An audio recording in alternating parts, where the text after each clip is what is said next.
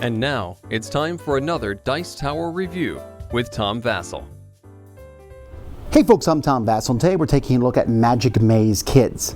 Magic Maze came out last year, and it's a cooperative game that is an immensely fun time, because what you're doing in this game is you are moving a bunch of people on the board, but you can only move them in one direction. Magic Maze Kids does the same thing, puts it into an animal kingdom with a magician and a princess and a knight, and all hunting down the potion to help their dad turn back into the king. So I like the idea of it. It's very fun, it's very cute. Does this translate to a kids game? Let's see.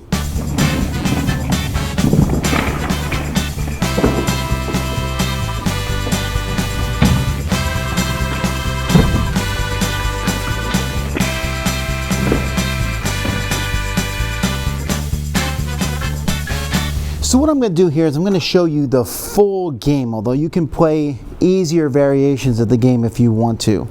See, the king has been turned into a frog. We'd rather him be the king, but he's not. He's a frog. And we're going to need to find some potions beforehand. And so we're going to take some cards that here are B, C, or D. We're playing D. It's the final game. And there's going to be a bunch of cards. We'll just put these on top like this. You're going to place some animals on the board. So we got some unicorns, we got a minotaur, and some dragon, and things like that. And you also have 4 different characters. We have the knight, and the knight, and the prince, and the princess, and the magician are going to be on the board basically wherever you want. And then we're going to start this giant timer here, and every time the timer runs out, we move this timer to the next spot, and we got to hurry before the time completely runs out. Now each player, so let's say you're playing a 4-player game, that's the best way to do this, by the way, is going to get one of these. This is a direction that you control. So I might control this one here. It says move towards the north. That means I can move anything I want towards the north, but that's it. None of the pieces are mine. So in this instance here, the king needs to get to a mushroom. That's what this card shows us. It shows that the king needs to get to a mushroom. So I can't move the king there, but maybe the person who moves them south decides to move him like this. And then this person here is going to move him like this. Then this person who moves this direction is going to move the princess out of the way. Then this person who moves down will move him like this. The person who has this one moves them over one. The person who moves them down moves them here. And then we put the mushroom on the card to show that we finished that one. Now we need to make the knight and the princess meet. And so now I'm going to move the knight up to here maybe, because I'm the one who moves up. The princess will move down. There's a little sneak away here in the bushes, but only a knight can use that. The princess, though, could jump across a river. That's her special ability. This guy can jump across another animal, and the magician can go from one warp spot to another warp spot. They each have their own special ability. Once I manage to make these 2 meet, I do the next one. Once I do everything on this card, I take the different ingredients that we've collected, we throw them into the cauldron here, and we go to the next card. And we have to go through all these 3 of these cards to win. These animals on the board are here just basically to block your path, but so you can move them, but they have to stay in their shaded area. So these 2 unicorns here can only stay in this blue area. So you got to keep that in mind, and that's pretty much it. Now what the game does is it comes with a set of tutorials. So there are several boards. You can play on an easier board than I was just showing you board D. There's also board C, B, and A. But what the game does is it will walk you through. So tutorial 1, for example, you simply take the prince and put him here, and then everyone works together to move him around the track. Not very difficult, right? But it's just to show you how to do it. And then the princess will show you the same thing, the tutorial 2, except that there's more paths ways to get there. Then here they both have to get to these other spots, but they have to pass each other.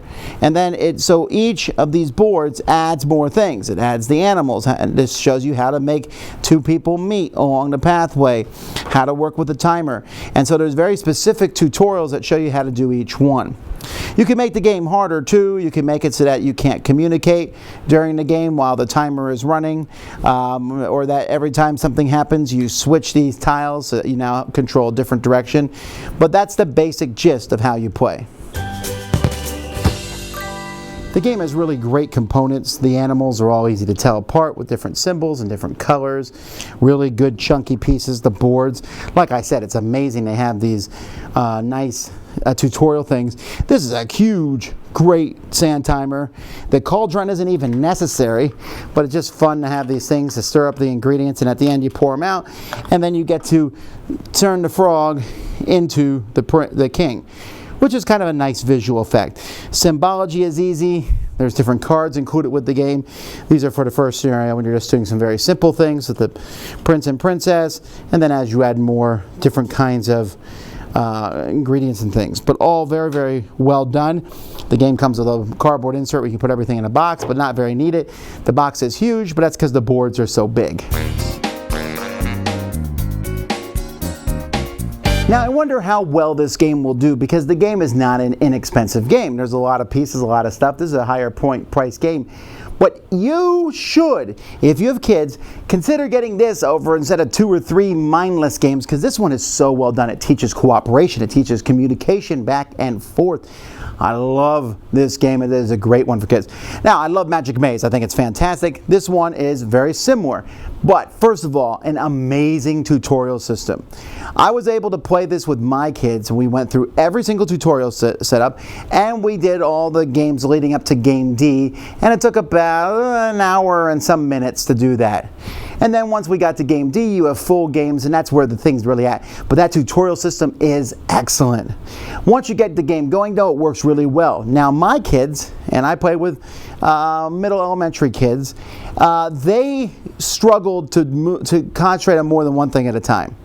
So in reality, you can make all the different people move to the things, but they'd be like, all right, let's do the knight. Knight, knight, knight, knight, knight. Knight is here. Great. Now let's move the princess. Obviously, it'd be more efficient to probably move them all at the same time. So they're still getting to that point, but this game allows for that. Now, the biggest change between this and Magic Maze is in Magic Maze, there's no communication. This one allows communication. They take communication out as a variant. And be very careful if that happens, because the communication will be frustrated otherwise. But you do lend yourself to the possibility, if you allow communication, one person says, you move, now you move, now you move, and they do the whole thing through. So I had to kind of stop the alpha child from telling everyone else what to do. But man, this was a fantastic game. Highly recommended. It's a great transition to actual Magic Maze. You say, but I'm thinking about getting Magic Maze. Can I play that with my kids?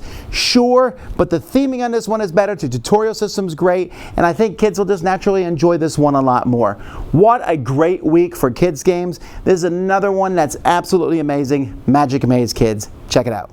Dice Tower Judgment. Excellent.